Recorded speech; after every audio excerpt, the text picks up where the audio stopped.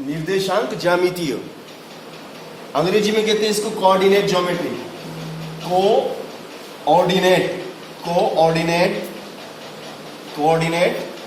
Geometry, coordinate geometry, निर्देशांक ज्यामिति। अब निर्देशांक ज्यामिति की हमें जरूरत क्यों महसूस हुई? भाई ये गणित की एक शाखा है, गणित की एक ब्रांच है। जैसे पेड़ होता है कि नहीं, पेड़ की कई शाखाएं होती हैं, ऐसे गणित एक पेड़ है और उस पेड़ की ये शाखा है।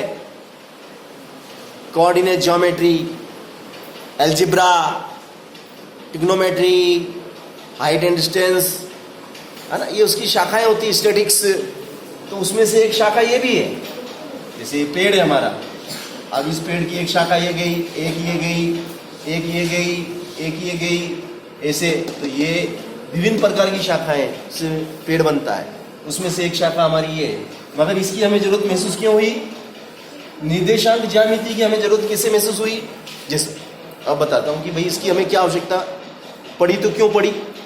जैसे मान लो हम बाजार में कहीं खड़े हैं और हमारे पास फोन आया कि भाई राजेश कहाँ पे है, तो मैं उसको बोलूँगा कि मैं सड़क नंबर इस पे एक सफेद गाय के पास खड़ा हूं। क्या बोलूंगा? सड़क नंबर 5 है, माणक चौक में सड़क नंबर 5 पे एक सफेद गाय के पास खड़ा हुआ हूं। तो मेरा दोस्त मुझे साइकिल से, मोटरसाइकिल से ढूंढेगा कि सड़क नंबर 5 पकड़ेगा। पहले तो सड़क नंबर 5 बोले ये रही। अब इसमें सफेद गाय ढूंढो, और सफेद गाय के पास में कौन खड़ो है? राजेश खड़ो है। तो वो सफेद गाय को ढूंढ रहा है, गाय उसको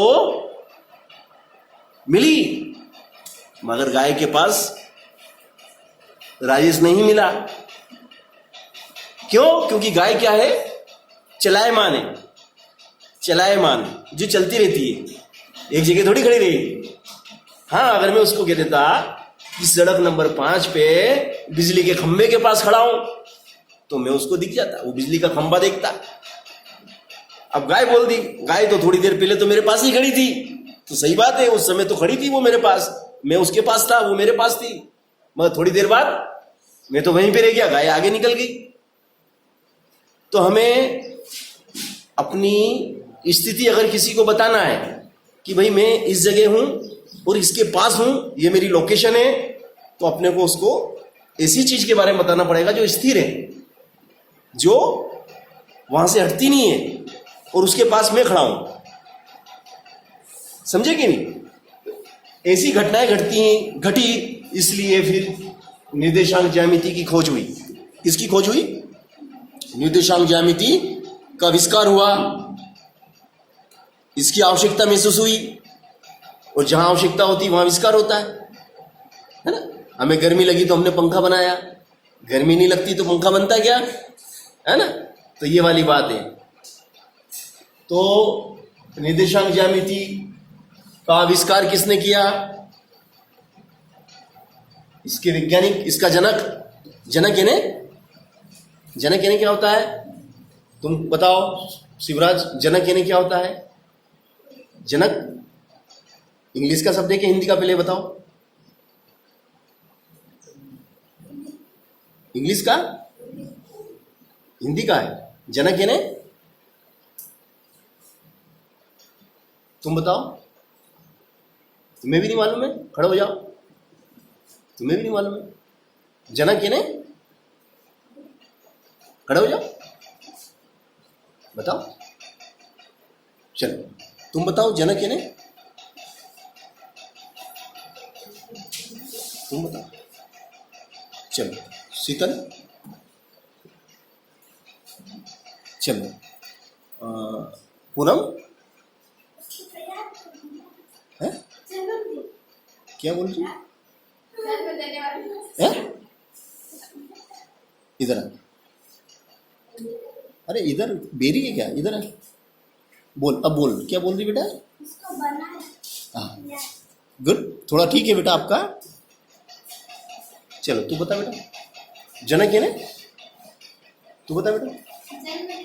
जन्म देने वाला। सही जवाब महक का जवाब सही, बाकी सब फेल। बैठ जाओ, सब फेल हो गए, एक बच्ची पास हुई है। जनक यानी जन्म देने वाला, पिता।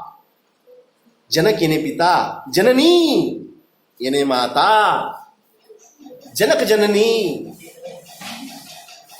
तो जनक इसका कौन है? कोऑर्डिनेट ज्योमेट्री का जनक कौन है?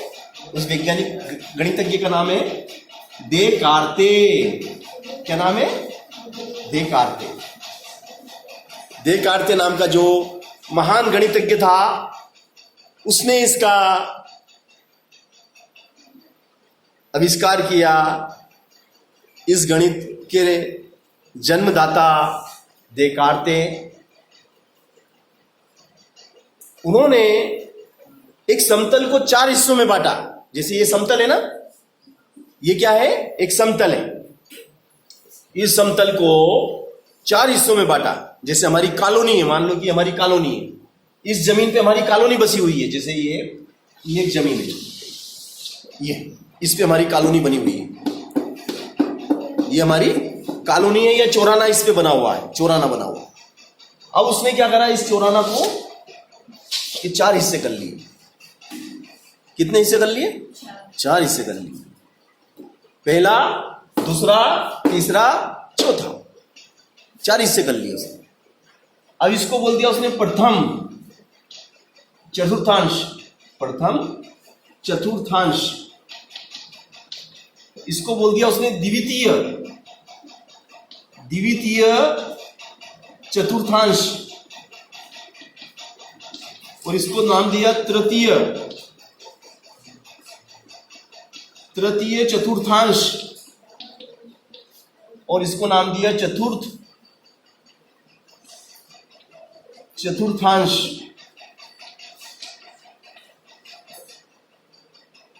इस प्रकार से उसने समतल के 4 हिस्से करे। और इस समतल का जो बीचों बीच का बिंदु, उसको उसने मूल बिंदु नाम दे दिया ओ फॉर ओरिजिनल पॉइंट, मूल बिंदु। ठीक है ना? अब यहां पर अगर किसी का घर है, मान लो यहां पे किसी का घर है, यहां पे माना कि मेरा घर है, तो क्या बोलेंगे? गोमेसर का चौराना में प्रथम चतुर्थांश में घर है, तो मालूम पड़ जाएगा भैया इधर है। अब मैंने कह दिया कि भैया महक का घर तृतीय चतुर्थांश में है, तो तुम समझ जाओगे। बोले इधर भी नहीं हो सकता, इधर भी नहीं हो सकता, इधर भी नहीं हो सकता, इधर होगा। तो ये इधर ही कहीं घर है महक का। आसानी होगी कि नहीं होगी ढूंढने में? अगर ऐसा कह दिया जाए कि तृतीय चतुर्थांश में तो है, किंतु एक्स अक्ष से 10 मीटर की दूरी पर है, तो 10 मीटर की दूरी पे है। ये 10 मीटर की दूरी एक्स अक्ष से कितनी दूरी पे है? 10 मीटर। नाप लेंगे तो मालूम पड़ा कि हाँ ये घर है यार।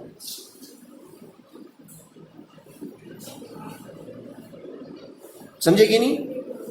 तो इस प्रकार से स्थितियों की सही जानकारी हमें मिल जाए, किसी का एड्रेस ढूंढने में, किसी की लोकेशन पता लगाने में हमें ज्यादा समस्या, दिक्कत ना आए, और एग्जैक्ट जगह हम पहुंच सके, वो बड़ी आसानी से पहुंच जाएं।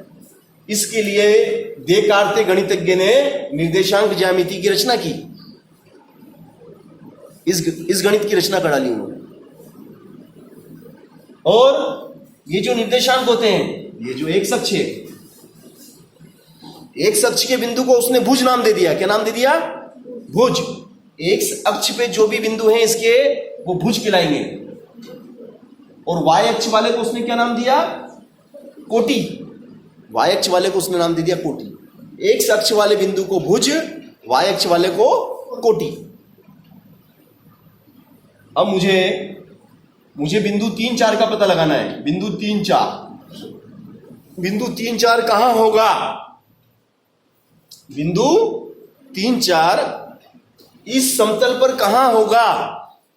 बिंदु 3, 4 इस समतल पर कहां होगा ये मुझे पता लगाना है। तो मुझे किसकी मदद लेना पड़ेगी? देकार्ते की निर्देशांक ज्यामिति की मदद मुझे लेना पड़ेगी, तब जाके कहीं मैं बता पाऊंगा कि 3-4 बिंदु यहां पर स्थित है। अब हम बिंदु 3-4 का पता लगाएंगे कि बिंदु 3-4 कहां होगा, तो कैसे पता लगाया जाएगा? तो देकार्ते ने समतल को 4 भागों में बांटा। यह आपका कौन सा अक्ष है? यह आपका एक्स अक्ष है। कौन सा? एक्स अक्ष। मगर यहां से ओ से लेके एक्स तक यह पॉजिटिव धनात्मक दिशा है। कौन सी दिशा कहलाएगी आपकी? धनात्मक दिशा कहलाएगी। इधर जाएंगे तो धनात्मक, इधर जाएंगे तो धनात्मक, और इधर जाएंगे तो ऋणात्मक। ये रेखा ऋणात्मक हो गई। ये आपकी एक्स नेगेटिव, ये आपका एक्स के मान सब धनात्मक मान इधर आएंगे और एक्स के सब ऋणात्मक मान इधर आएंगे। ये संख्या रेखा हो गई। जैसे संख्या अपन नहीं बनाते, इधर एक धन के 1 2 3 4 लिख देते हैं। जिसे मैंने लिख दिया ये 1, ये 2, ये 3, ये 4। तो ये धन का 1, धन का 2, धन का 3, धन का 4 है ना। और इधर आ जाएंगे तो ऋण का 1, ऋण का 2, ऋण का 3। समझे कि नहीं? इस प्रकार से अनंत तक है। एरो का मतलब क्या है? अनंत। चलो इधर आ जाते हैं अपन। 1 2 3, धन का 1, धन का 2, धन का 3 है ना। और ले लो धन का 4, ऋण का 1, ऋण का 2, ऋण का 3। इस तरीके से काम चलेगा ये आपका, है ना। अब हमें देखिए एक्स को लेके चलना हमें, है ना। एक्स को लेके हमें चलना है। एक्स यहां पर क्या है? एक्स यहां पर क्या है? धनात्मक है। और y क्या है? धनात्मक है। एक्स भी धनात्मक और y भी धनात्मक, है ना।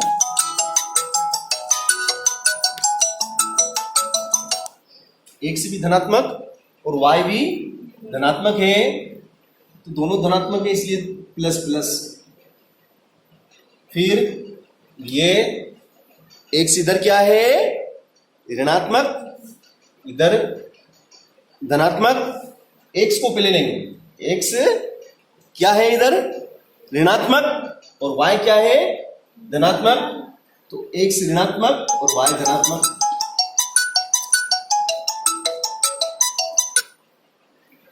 एक्स क्या है? ऋणात्मक और y क्या है? ऋणात्मक, दोनों ऋणात्मक। फिर x क्या है? धनात्मक और y क्या है? तो धनात्मक, धनात्मक ऋणात्मक। ठीक है, ओके, है ना। तो ये वाला चतुर्थांश क्या कहलाता है आपका? प्रथम चतुर्थांश, द्वितीय, प्रथम, सेकेंड, थर्ड एंड फोर्थ, ठीक है ना। अब मुझे बिंदु कौन कौन से लेने थे? 3 4। कौन सा बिंदु? 3 4। ये 3 और ये 4। पहला वाला x, दूसरा वाला y। पहले वाला x, दूसरे वाला y। तो धन का 3, तो 3 कदम चल रहा, 1 2 3 आया 3 पे। और y कितना? 4 ऊपर चल रहा, 1 2 3 एंड 4। तो कहां पे आ गया? यहां पे आ गया। ये 4 चल गया। तो ये बिंदु कौन सा बिंदु भैया? ये बिंदु नोट कर लिया। ये बिंदु, ये बिंदु, ये बिंदु क्या है? ये 3 4 है, ये बिंदु है, इसको पी से दर्शाना। पी कहां पर है? बोले यहां पर है। मालूम पड़ गया ना कैसे बिंदु को दर्शाना है? निर्देशांक ज्यामिति में समतल पर बिंदु का ग्राफीय निरूपण, किसी समतल पर दिए गए बिंदु का ग्राफीय निरूपण कैसे किया जाता है? 4 नंबर का सवाल आता है कि नहीं आता है बेटा शीतल? तो फिर 4 नंबर पक गए ना इन लोगों के। ओके।